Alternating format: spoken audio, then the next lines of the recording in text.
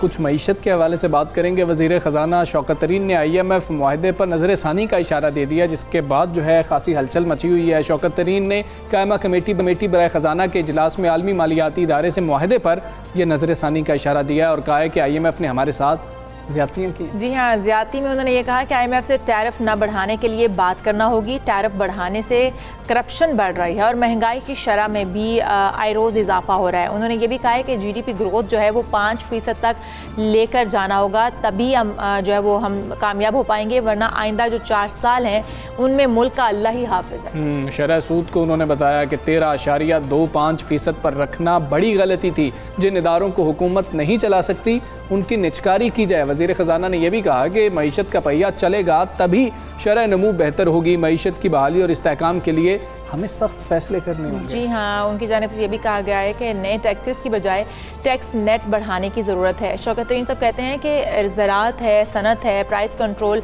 Housing sector है, इनमें बेहतरी की ज़रूरत है हमें। हाउसिंग सेक्टर की बहाली से उन्होंने कहा कि 20 तकरीबन दूसरी सनतें हैं जिनका पहिया चल पड़ेगा अगर आप इसको मईशत को बेहतरी की तरफ लेकर जाते हैं। इसी बयान के ऊपर, इन्हीं खदशात के ऊपर बात करेंगे। माहिर मौशियात हफीज़ साहब हमारे साथ मौजूद हैं। हफीज़ पाशा साहब अस्सलाम वालेकुम, गुड मॉर्निंग सर। सर, वज़ीर ख़ज़ाना शौकत तरीन साहब ने कहा कि IMF ने पाकिस्तान के साथ नाइंसाफ़ी की है, बिजली टैरिफ में उसका जो मुतालबा है नाजायज़ है। फिर ये भी कहा कि टैरिफ बढ़ाने से करप्शन बढ़ जाती है। सर, ये क्या कह रहे हैं? ये तो फिर पिछले वज़ीर ख़ज़ाना जो साबिक वज़ीर ख़ज़ाना है उनकी पॉलिसी ठीक नहीं थी, ये कह रहे हैं। बिस्मिल्लाहिर्रहमानिर्रहीम। दरअसल बात है कि पिछले कुछ सालों में आपका सर्कुलर डेट जो है वो 2.3 खरब तक जा चुका है। ये एक बहुत बड़ा अमाउंट है और इसलिए सबको परेशानी इसके बारे में हुकूमत को भी और यकीनन IMF को भी होगी। तो इसलिए आपको एक मुनासिब पॉलिसी बनानी है। अब ये कहना कि इसका सिर्फ एक ही जरिया है कि हम जो नर्ख हैं वो बढ़ा दें, ये मैं खुद ये समझता हूँ कि ये नामुनासिब है। आपको कोशिश ये करना चाहिए कि क्योंकि आपके कैपेसिटी में 30% इजाफा हुआ है पिछले कुछ सालों में अल्लाह के फजल से, तो आपको तो नरखें कम करनी चाहिए। और अगर आप नरखें कम करेंगे, इस्तेमाल में इजाफा होगा तो आपकी इकॉनमी आगे बढ़ेगी और आगे बढ़ेगी तो टैक्स के रेवेन्यूज में भी इजाफा हो जाएगा और उससे आप सर्कुलर डेट को टैकल कर सकते हैं।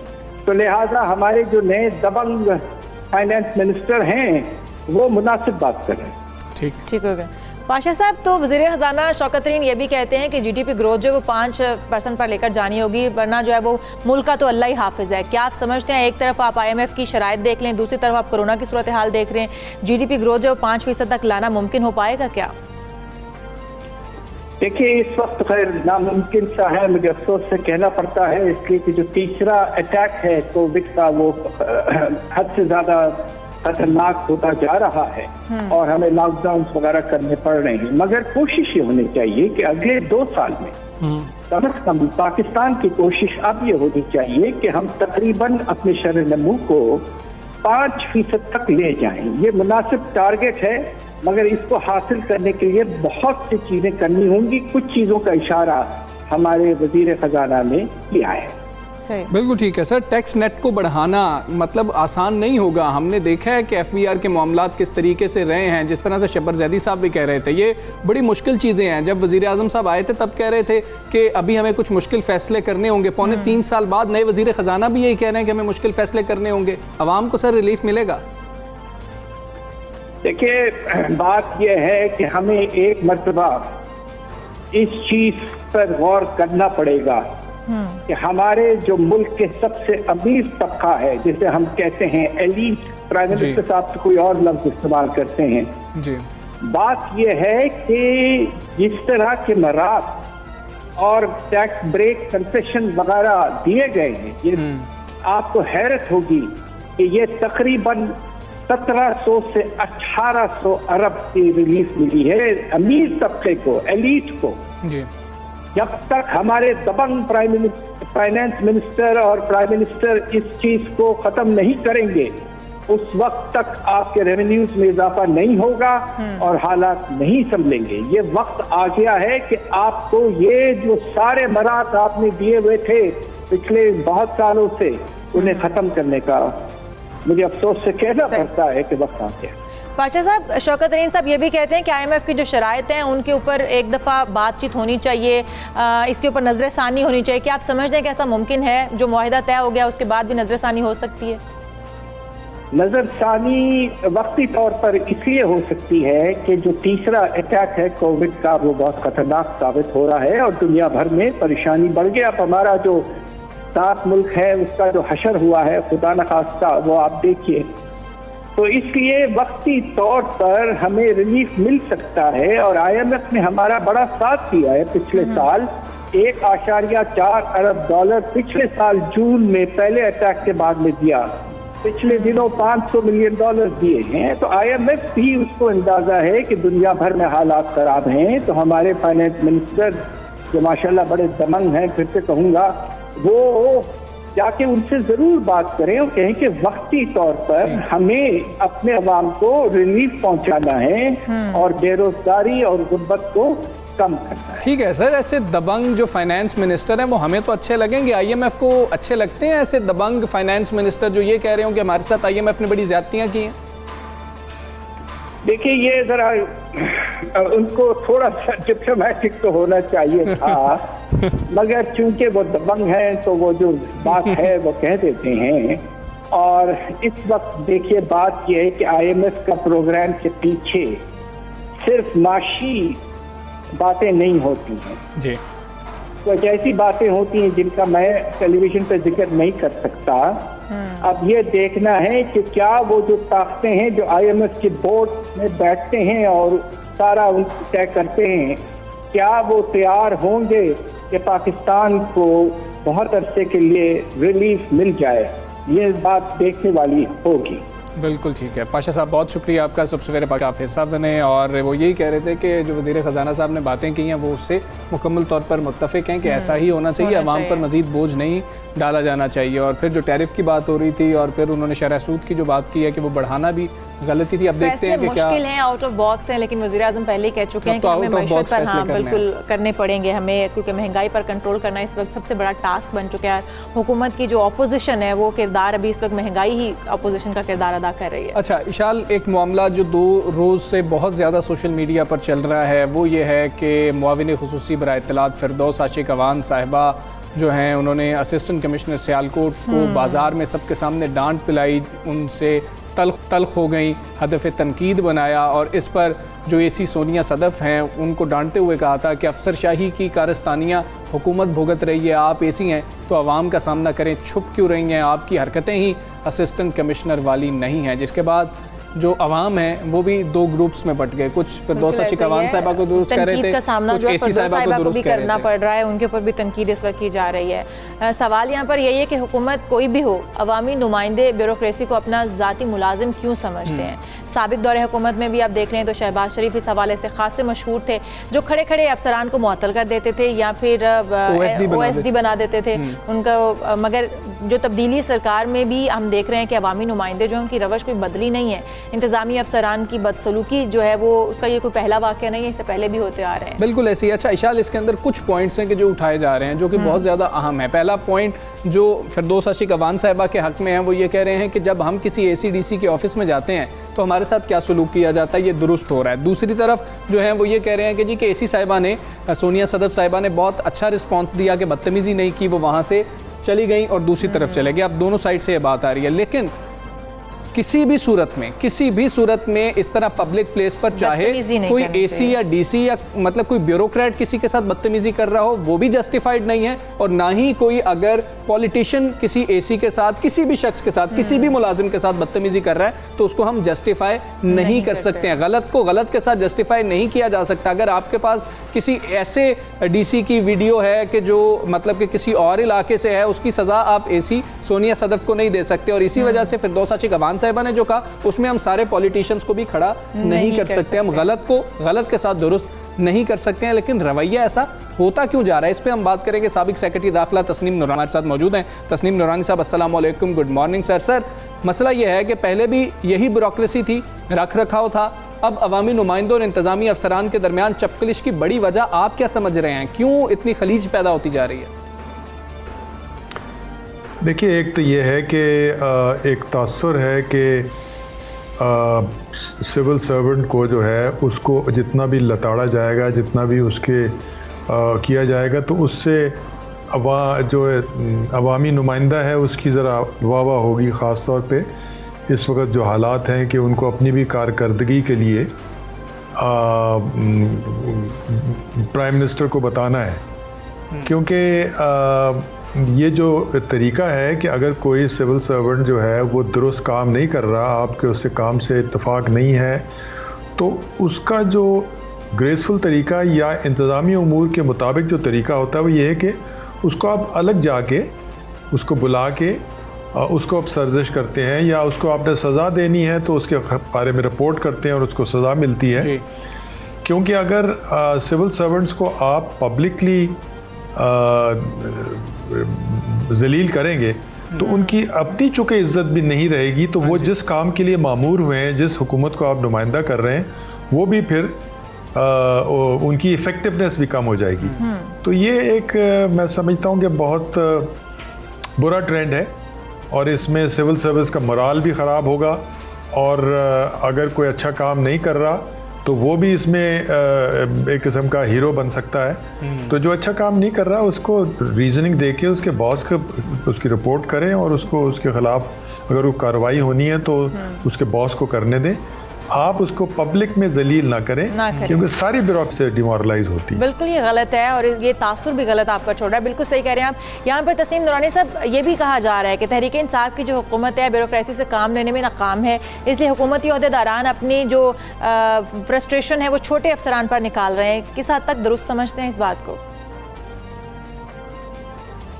देखिए, एक तो ये है कि मैं बताऊं कि ये जो प्राइस कंट्रोल है, ये ऐसा लगता है कि सिर्फ अब असिस्टेंट कमिश्नर और डिप्टी कमिश्नर की जिम्मेदारी रहेगी इस मुल्क में महंगाई को कंट्रोल करने की।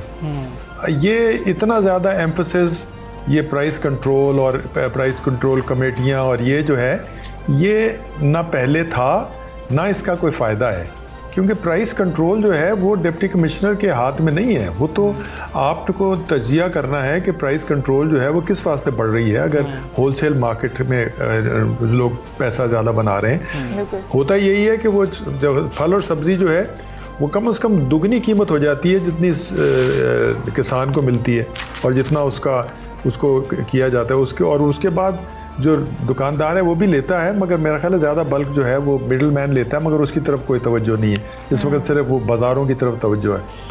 दूसरा एक बेसिक उसूल है कि सिविल सर्वेंट को अगर आपका टीम का मेंबर है तो किसी भी टीम को आप पे कॉन्फिडेंस होना चाहिए। वो अनफॉर्चुनेटली इतने सालों में वो हो नहीं पाया, क्योंकि सिविल सर्वेंट मेरा तासुर ये है कि उनका ये है कि भाई सख्ती तो बहुत है, मगर अगर कहीं हम किसी मसले में फंस जाएं जिसमें हमारी गलती ना भी हो तो सरकार हमें डिफेंड नहीं करती।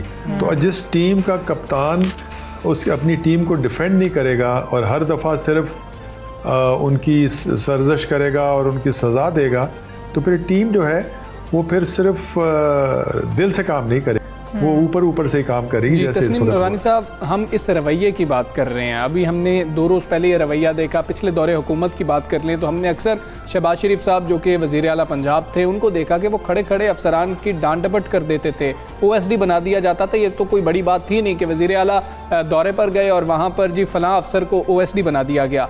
इस तरह के वाक़यात ने ब्यूरोक्रेसी के मोराल पर क्या असर डाला है, और ब्यूरोक्रेसी कितनी मुतनफ़र हो जाती है और फिर हुकूमत के लिए क्या ठीक से काम नहीं कर रही होती?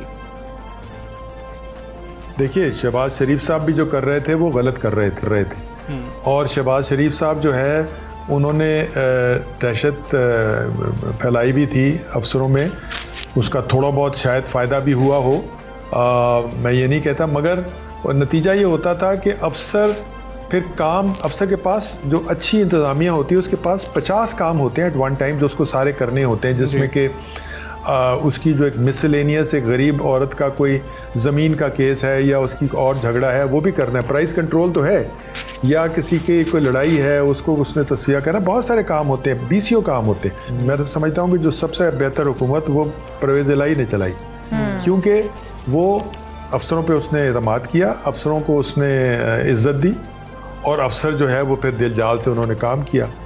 तो इसका कोई मुतबादिल नहीं है। सिर्फ ब्यूरोक्रेसी में ये उसूल अप्लाई नहीं होते, ये तो अप्लाई होते हैं हर इंतज़ामी अमूर के कामों में, हर ऑर्गेनाइजेशन में। आप फैक्ट्री चलाते हैं, आप कोई सियासी पार्टी चलाते हैं, कि जब तक के आपकी टीम जो है, आपके जो मेंबरान हैं, वो उनको आप पे कॉन्फिडेंस ना हो, आप पे वाकई यानी दिल से आपको ना चाहें, वो टीम जो है वो दुरुस्त तरीके से काम नहीं करती। तो इसका तरीका ये नहीं है कि आप पब्लिक सर्वेंट को आप पब्लिकली बाआवाज़ बुलंद उनको जलील करें, क्योंकि जहाँ पर वो काम कर रहे हैं उसके बाद वो वहाँ पर इनफेक्टिव हो जाते हैं, वहाँ पर वो काम फिर नहीं पाएंगे, और जिस मकसद के लिए आप उनको डांट रहे हैं वो तो काउंटर प्रोडक्टिव हो जाता है। तस्नीम नूरानी साहब, यहाँ पर ना दो धड़ों पे आवाम तकसीम हो चुकी है। एक वो हैं जो इस वक्त फरदौस आशिकवान साहिबा पे तनकीद कर रहे हैं, दूसरे असिस्टेंट कमिश्नर पर भी तनकीद कर रहे हैं कि जब वो वहाँ से जाए वकुआ से चली गई तो उनको तनकीद का इसलिए भी सामना करना पड़ रहा है कि वो वहाँ से गई क्यों। और लोगों का ये भी फिर मानना है, लोग कहते हैं कि जी ब्यूरोक्रेसी जो है उनके पास जब जाया जाता है तो उनके दफातर में अवाम से इससे ज़्यादा बुरा सलूक किया जाता है। देखिए, मैं जानता हूँ और कि इस किस्म के अफसरान होते हैं जो एरोगेंट होते हैं, जो पब्लिक से नहीं मिलते। उन अफसरों को सर्जिश करना चाहिए, उन अफसरों के खिलाफ कार्रवाई होनी चाहिए। मगर ये अस्यूम करना कि सारे अफसर 100% ऐसे हैं और उसको एक किस्म का कंडेम करना, ये दुरुस्त नहीं है। ये इसमें फिर आ जाता है रोल कमिश्नर का, डिप्टी कमिश्नर का, चीफ सेक्रेटरी का, कि अगर उसको इस किस्म की रिपोर्टें हैं कि फ़लाँ असिस्टेंट कमिश्नर या फ़लाँ डिप्टी कमिश्नर जो है वो लोगों से मिलता नहीं है, लोगों से बदतमीज़ी से बात करता है, जो उनका विज़िटिंग टाइम है या उसका जो मुलाकात का टाइम है उसमें मुलाकात नहीं करता, तो वो फिर उस अफसर को वहाँ से तब्दील करना चाहिए। मगर इसका फ़ैसला उसकी इंतज़ामी जो बॉसेस है उसको कर देना चाहिए। अगर वो फ़ैसला को राजाता बंदा करेगा या कोई इस इलाके का नुमाइंदा करेगा तो फिर निज़ाम नहीं चलेगा। निज़ाम तो चलता है उस जो टॉप पे बंदा बैठा है उस महकमे का, उसने वो निज़ाम चलाना है, तो अल्टीमेटली फ़ैसला उसका होना चाहिए, उसकी सारी इनपुट उसको देनी चाहिए। तो बिल्कुल ऐसे अफसर हैं जो बदतमीज़ हैं, जो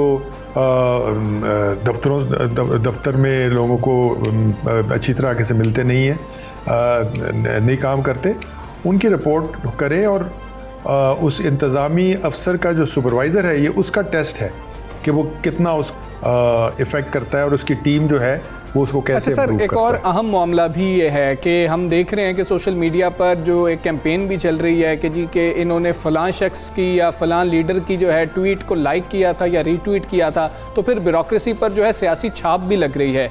इस चुंगल से हम कैसे निकाल सकते हैं ब्यूरोक्रेसी को? बेहतरीन तरीका क्या है? देखिए, बेहतरीन तरीका यही है कि इस किस्म के वाक़यात ना हों। अफसरों को जो है वो एक पॉलिटिकल पार्टी या दूसरी पॉलिटिकल पार्टी के किस्म का साथी बनने पर मजबूर ना किया जाए। ये सियासतदानों का इसमें बहुत बड़ा रोल है इस चीज़ को इम्प्रूव करने के लिए, क्योंकि सियासतदान जब हुकूमत में होते हैं तो वो इस चीज़ को पसंद करते हैं कि हर अफसर जो है उनकी बात माने। किसी का अगर उस अफसर के नीचे किसी क्लर्क का, किसी पटवारी का, किसी थानेदार का अगर तबादला में हम कहें तो वो करे, अगर वो नहीं करेगा तो वो फिर दूसरी पार्टी को बिलोंग करता है, उसको तब्दील कर दिया जाएगा। ये जब तक रवैया ख़त्म नहीं होगा, क्योंकि सियासी पार्टियां तो एक निज़ाम के मुताबिक सियासी हैं, वो तो ग्रुपिंग है। सिविल सर्विस जो था उसका तो रोल अभी भी अच्छी सिविल सर्विस का यही है कि न्यूट्रल रहता है। उसका काम है कि वो यानी जो मेरिट पे काम करे और ये ना कहे कि भाई इसका हुकूमत के वक्त का काम है तो कर दूं और ऑपोजिशन का काम है तो वह ना करूं। हमारे ज़माने में बहुत इस पे तवज्जो दी जाती थी कि एक अच्छा अफसर उसी को समझा जाता था जो न्यूट्रल था, और वो हाकिम वक्त को भी पोलाइटली समझा देता था कि भाई ये काम जो है वो नहीं कर सकता मैं, या ये काम आपके इंटरेस्ट में नहीं है, ये काम नहीं हो सकता, और वो हाकिम वक्त भी समझ जाते थे। सर, रवैयों की बात कर, हम इस रवैये को, इस अफसरशाही निज़ाम को किस तरह से आखिर बदलें? हुकूमत और ब्यूरोक्रेसी के दरमियान जो वर्किंग रिलेशन है बेहतर करने के लिए क्या इक़दाम करें? बेसिक चीज़ ये है कि ख़राब अफसरों को उनके सुपीरियर अफसरों के थ्रू सबूत दे के उनको सज़ा दिलवाएं। ठीक है, उनको सर्टनली उनको सर्जिश होनी चाहिए, मगर जनरली आप जो ब्यूरोक्रेसी है जिसने इस मुल्क को चलाना है या सूबे को चलाना है, उनको सारों को आप बेइज्जत ना करें। मीडिया से उसको प्रोटेक्ट करें, आप अपनी नैब और FIA से उसको प्रोटेक्ट करें, जो 7 उन्होंने जो इन गुड फेथ काम कर रहे हैं, तो फिर आपकी ब्यूरोक्रेसी जो है आपको डिलीवर करेगी। अदरवाइज़ वो भी नौकरी करते रहेंगे, वो भी जो है दिखावे के काम करेंगे और आवाम जो है वो तस्नीम नूरानी साहब, बहुत शुक्रिया आपका। सुबह सवेरे पाकिस्तान से आप बात कर रहे थे। इशाल, बहुत ज़्यादा ज़रूरी है तमाम लोगों के लिए, खा वो सियासतदान है, खा वो अफसर हैं, कि किसी की भी इज़्ज़त नफ्स जो है वो मजरूर ना हो रही हो, किसी की इस तरह से तजलील बाज़ारों में कम अज़ कम ना की जाए कि बाद में उसी शख्स ने जाकर वहाँ पर अपने जो है चीज़ें इंश्योर करनी है जो उसकी ज़िम्मेदारी है। लोग कहेंगे कल इसके साथ तो ये हो गया था। आपको पता ही है जिस तरह से लोग फिर बातें करते हैं, तो ये बेहतर नहीं है और मोराल बहुत ज़्यादा डाउन होता है। हम उम्मीद करते हैं आप किसी भी शख्स के साथ, राह गुज़रते शख्स के साथ ऐसा सलूक नहीं करेंगे। बिल्कुल, और हमें इसका अहद कर लेना चाहिए। अब हम एक ब्रेक ले लेते हैं, ब्रेक से वापस आएंगे, कहीं मत जाइएगा, स्टे विद अस।